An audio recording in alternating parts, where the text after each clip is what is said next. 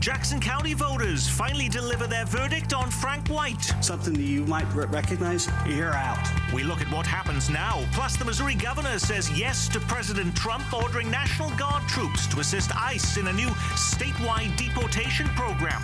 The decision comes just hours after the governor delivers Trump a new political map that is expected to squeeze out Democratic Congressman Emanuel Cleaver.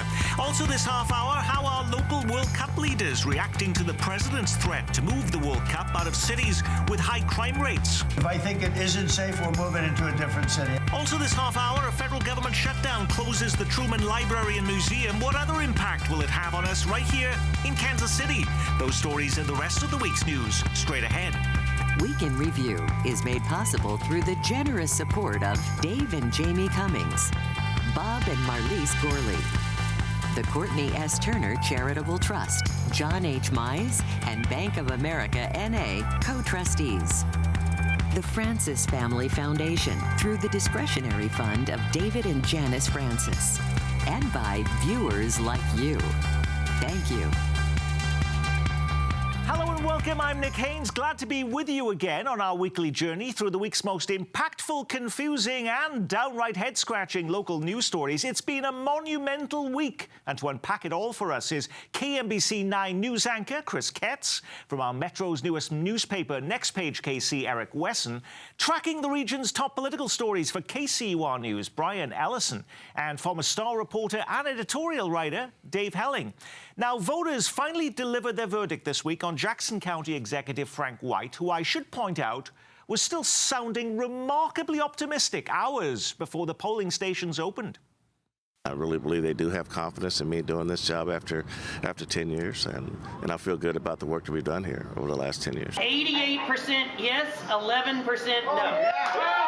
It clearly puts all elected leaders on notice that your voters are paying attention and that they have the authority and will take action to remove you if they don't perceive that you're doing the job that represents them. Now, when the dust had settled, 85% of voters supporting White's removal from office. Gulp. Does this set a new definition of the term political landslide, Eric? Yeah, pretty much it does. That was... Were you expecting that, or were you actually thinking this was going to be a nail-biter night that would have us until 2 in the morning? You were probably thinking 75%, maybe not 88. Yeah, I was thinking around the 70s somewhere, but not anything so overwhelming. But I think more importantly, because people wanted accountability. Especially with the taxes, because you couldn't hold Gail McCann Beatty accountable because she was appointed. So the next person that you can hold accountable was Frank White. He didn't go to meetings. I listened to the fairly lame excuses that him and Megan Marshall made about him not having to be at the meetings. But people elected you to do a job. They want to see you do the job. If he sat there at the legislative meetings and cleaned out his emails on his cell phone or played tic-tac-toe with himself, that would have been better than not showing up at all. You know, that's just such not a good look. It's a bad look. That I guess it's a mystery to me that Frank and the people around him didn't get that. Right. Right. Now, a familiar face, by the way, has been picked, at least temporarily, to fill White's shoes. Kay Barnes will be the new interim Jackson County executive. For the time being, the former mayor is now 87 years old. Why would Barnes even want this gig at this point, Dave? And what does she bring to what is now one of the most chaotic moments in Jackson County politics? Well, I'm not sure. I think she would take this position as out of some sense of civic responsibility.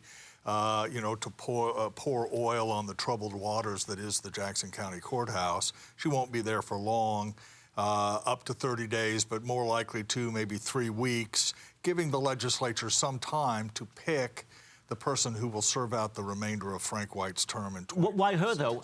Mark Funkhauser might have been perfectly happy to come back into town I will say this, to do I this. think that's exactly right. The 90s are back. Okay. I was surprised. My colleagues may or may not have some sense of this from their reporting, but Sly James was also available, and Sly would be known in the courthouse, but they went for former Mayor Barnes as a way to calm everything down, I believe, which is actually a wise choice, and then give everybody some breathing room to pick someone who will serve next year. Now, just quickly, there isn't a lot of time. I mean, particularly with the stadium negotiations, the end of the year is something of a deadline for some decisions to be made. And so even 2 weeks can be problematic for anybody who takes that. Let's remember that Kate Barnes was the person who helped bring Sprint Center to Kansas City, and at that time, hopes of an NBA team.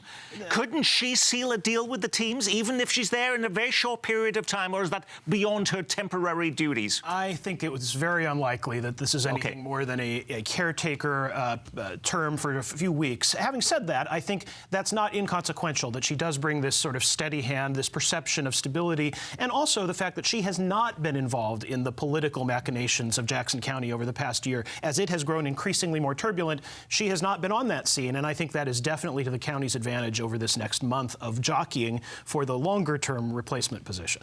Can I, before we move on from Frank White's defeat, which was monumental in every way, we ought to stop and think a little bit about the comment you had from Sean Smith there, saying that people are angry at everybody.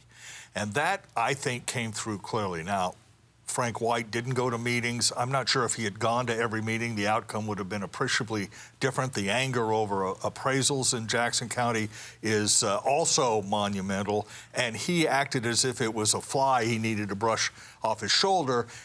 You know, his political skills were non-existent, and he had no natural constituency. It wasn't as if he could summon the Frank White machine to get out the vote on recall day.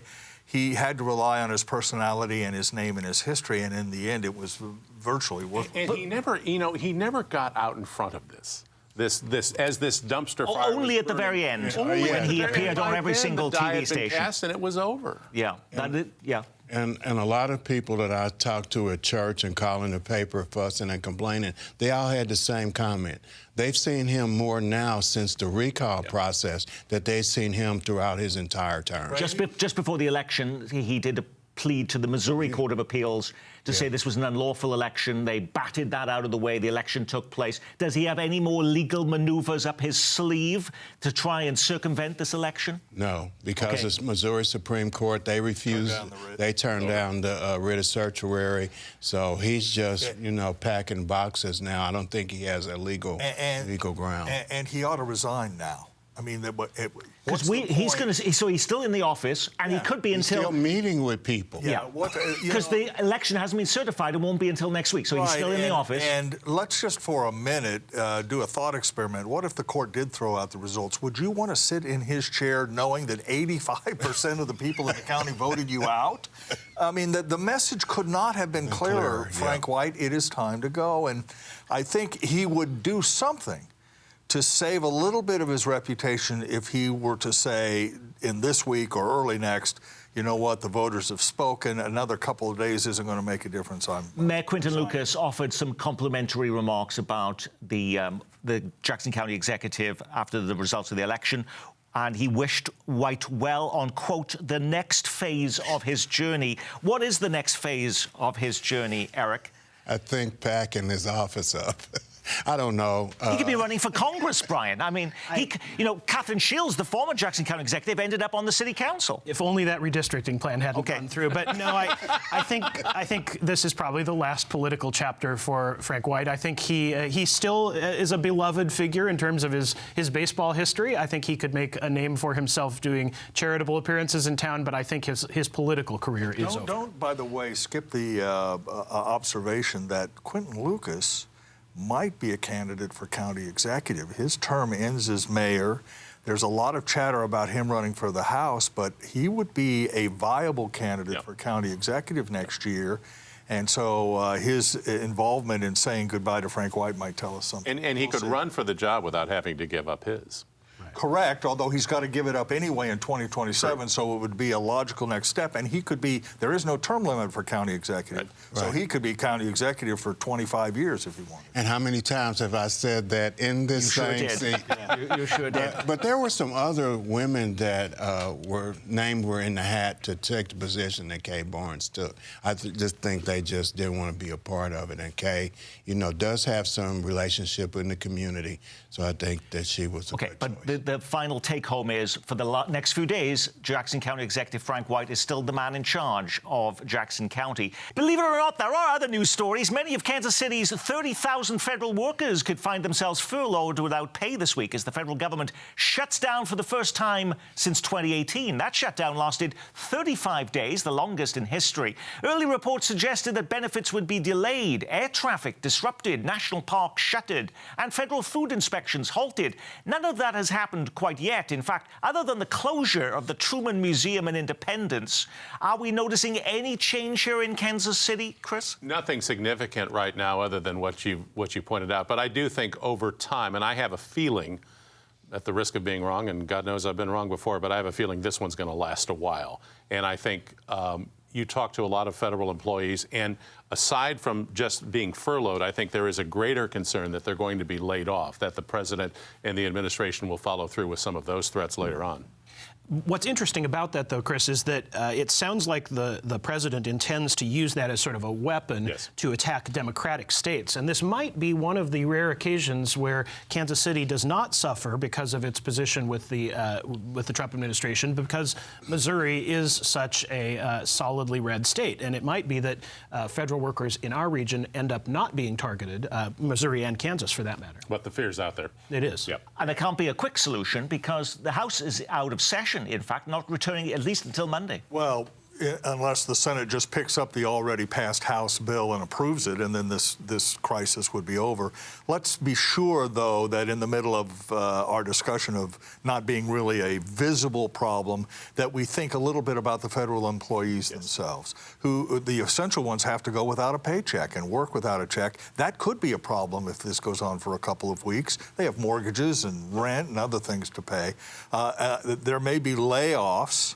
As my colleagues have suggested, that would be even a bigger problem. And, you know, the distrust of the government system just grows whenever you have a shutdown like this. People are already angry. They're going to be angrier now that this impasse is here. And it may affect us because we won't get any more federal dollars. Oh, it's already happened.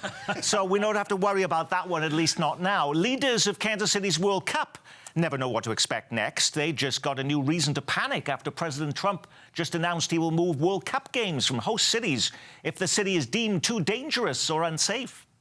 If I think it isn't safe, we'll move it into a different city. Absolutely. We'll take the world. If I think it's not, it's actually a very fair question. If I think it's not safe, we're going to move it out of that city. Gulp, should Kansas City be worried, Chris, especially after national reports claim Kansas City is one of just 6 major cities where homicides are rising, bucking a national trend of falling violent crime? I think like anything else, we don't know what we don't know. And if you're part of the Kansas City World Cup organizing committee, at least the public signal that's being sent is that everything's going to be okay, that FIFA has more control over this than perhaps the White House. We'll see.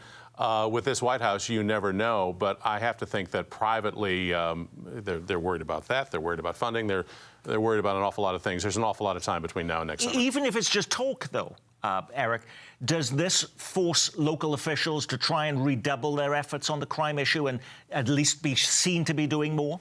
Yes, and I think that with the governor engaging the National Guard. They said they're doing clerical work. I wouldn't be surprised if, as a gesture of trying to do something with crime, they sent the National Guard to Kansas City.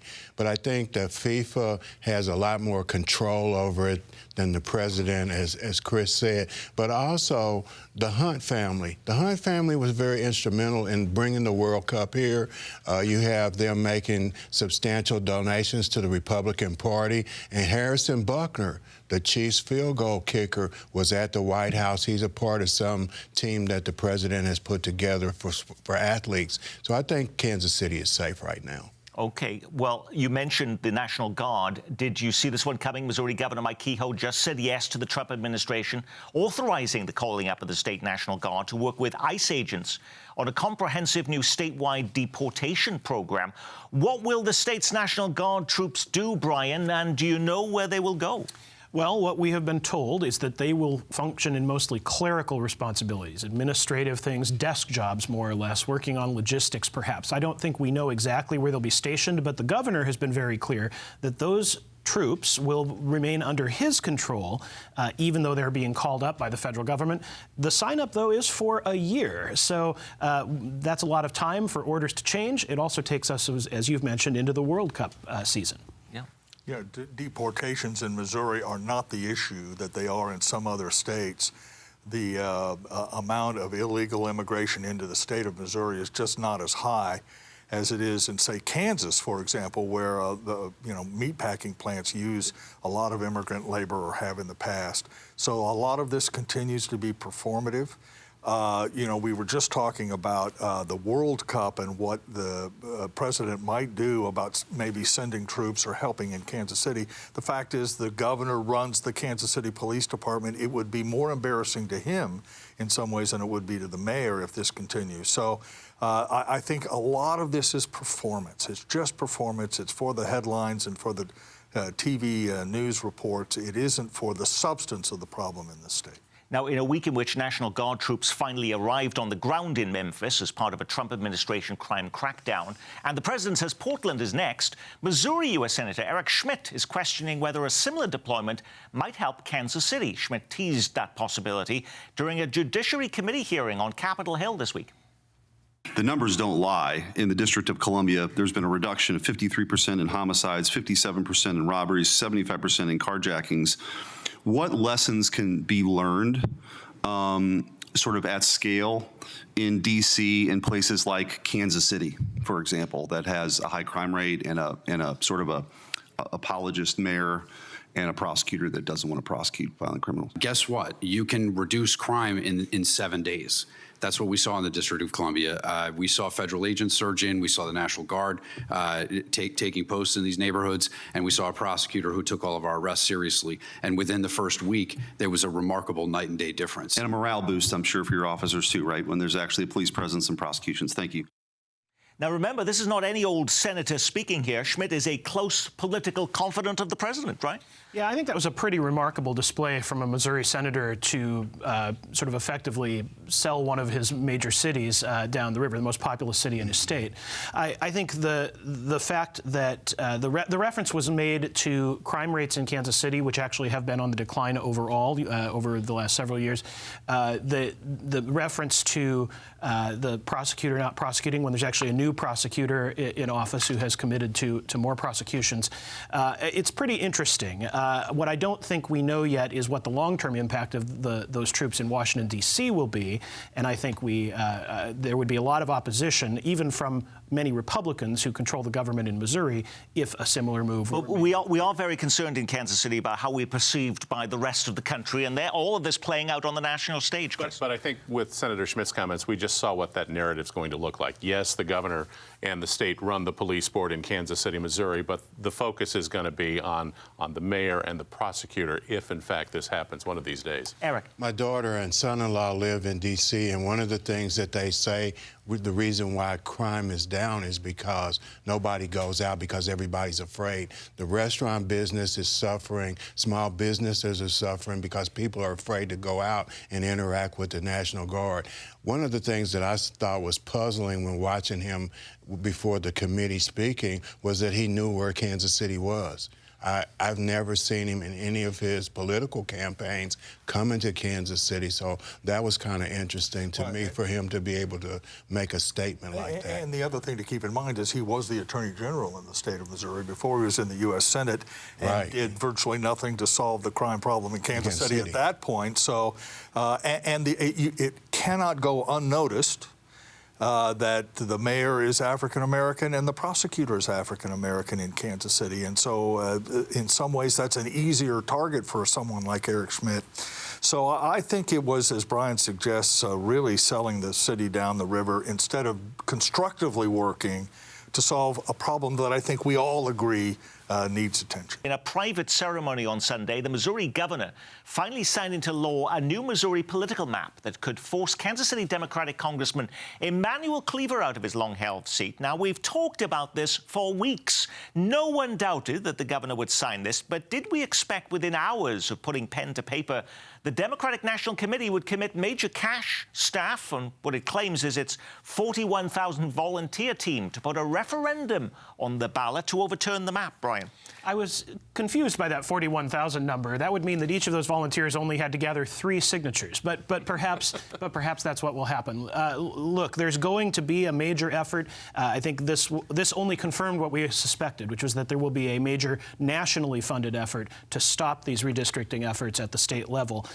Whether it will be effective, I think we have yet to see, but it's certainly going to be interesting to watch. We're not sure whether this congressional map that the legislature approved, the governor signed, is even going to ever take effect. This is kind of an inside baseball observation, but I couldn't help but notice that the private ceremony happened on a Sunday, and the announcement went out in the middle of a Chiefs game. If that isn't taking the trash out, I don't know what is. Yeah, and the other thing I said the same thing. Just briefly is the Democrats, I think, are coming to Missouri in part because Missouri has a referendum system for statutes. You don't have that in Kansas. I don't think you have it in Texas. So this may be a place for the party to make a sort of a public stand against these redistricting efforts in a way that would get national attention, and that's why they're coming. Can you just help us understand, though, if there were a referendum, when would that be? And could the governor delay that so you could actually have a new sitting congressman and then this referendum vote come after that? So we have always assumed that referendum and initiative votes can only happen at the regularly scheduled elections, either the primary election in August or the general election in November. In fact, the governor could call a special election, but would have to do so at great expense, and it seems very unlikely that would happen. So if this gets pushed off to as late as the August election, that would seem to kill the possibility of a new map for this round of elections. Well, one of the things that I have in the paper this week was an article that deals with whether or not they start gathering the signatures too early, because they already started gathering the signatures, and the question is whether they knew that the governor was going to sign it and start getting the signatures, or whether it was legal for them to do that. So I guess a decision will be made. The Attorney General for Missouri is questioning whether it was too early for them to get the signatures. So I think this is going to be playing out for a while. Now, when you put a program like this together every week, you can't get to every story grabbing the headlines. What was the big local story we missed? Kansas City turns pink as Chappell Roan becomes the hottest celeb in Kansas City, from back-to-back sellout shows to murals and splashy vinyl streetcar wraps. So companies can't force you to get a vaccine shot after all. The Kansas Supreme Court sides with a Leawood woman who lost a job offer after she refused a COVID jab. The court says the law needs to protect religious beliefs. This is a bad look just before the grand opening. Construction workers on the new streetcar extension claiming racial discrimination. Black workers say they were called monkeys and forced to endure menacing comments about nooses and lynchings. The Major League Baseball playoffs now underway, but Royals fans have to defer their dream of winning another World Series, at least until next year. It's only 175 days till opening day. Mark your calendar, March 26th. It's the earliest start in franchise history. After months of delays and false starts, work finally begins on Kansas City's first Buc-ee's, but be patient. The location next to the Kansas Speedway won't open until 2027, though it's unclear why it takes 2 years to build a glorified gas station. And speaking of delays, yet another delay for the Rock Island Bridge project. A September opening cancelled. Now they're shooting for the middle of 2026. Oh, yeah. Alrighty, those are the headlines we didn't get to. Did you pick one of those as the story we missed, Brian, or something completely different? Well, I picked one of those because it needs a little more attention. Okay. And that is, it's a casual reference to the phenomenon that is Chappell Roan's visit to Kansas City. She is the biggest thing in town right now. She's a super graphic, ultra-modern girl, and she is turning, gentlemen, this entire city into a pink pony club. And what I think you don't realize, Nick, is just how hot to go this city is for Chappell Roan. You're going to see it at these 2 concerts, Friday and Saturday night at the World War I Museum. But good luck to you if you're trying to get around on Uber or in your car while that's happening. We're not exactly her target demographic. We're not? Okay. Well, actually, Eric, you could be. You will be going to the concert, I'm assuming, then. Can't wait to be front row at it. I have absolutely no idea who she is. Okay. But I chose Buc-ee's. A couple of weeks ago, my family and I drove down to Springfield. We drove all the way down to Springfield just to see what the hoopla was. And it's really nice for a gas station. They have great sandwiches. Beaver nuggets, their favorite snack. You can watch them being made. They were all uniform and collective. But hey, that story that they say about the restrooms is true. There wasn't not one piece of paper or towel, anything on the floor in the restroom. All right, Chris. St. Louis aviation officials this week announced nonstop service from Lambert St. Louis International Airport to Heathrow in London. 4 times a week. The city has been working for about a decade for this kind of service. It's a $4.5 million commitment over 3 years. This is the kind of international service that the Aviation Department in Kansas City, Missouri, and the people at KCI have been working years on and will continue to work on ahead of the World Cup. You know, it's interesting. We have 2.5 years since the single terminal here opened, and we still don't have a single direct flight to Europe. Right. All right, Dave. 2 things. First of all, for all the Chapel Roan discussion, the future, Mrs. Travis Kelce, is releasing an album over the weekend, and that is going to draw a little bit of attention to her and to the Kansas City area as well. And then the other interesting story on the list is another Democrat has entered the race for the U.S. Senate from Kansas, Christy Davis. Against Roger Marshall. Against Roger Marshall. The anti-incumbent trend, coupled with the real crunch in farm country, which has been caused by the tariffs from the Trump administration, may make that a closer race than we now expect. I'm impressed Dave knows that Taylor Swift's coming out with a new album. Well, he is part of that target audience. He's a Swiftie. So we appreciate that. And on that, we will say our week has been reviewed, courtesy of KCY's Brian Ellison and KMBC 9 news anchor Chris Katz. From the helm of Next Page KC, Eric Wesson, and news icon Dave Helling. And I'm Nick Haynes. From all of us here at Kansas City PBS, be well, keep calm, and carry on.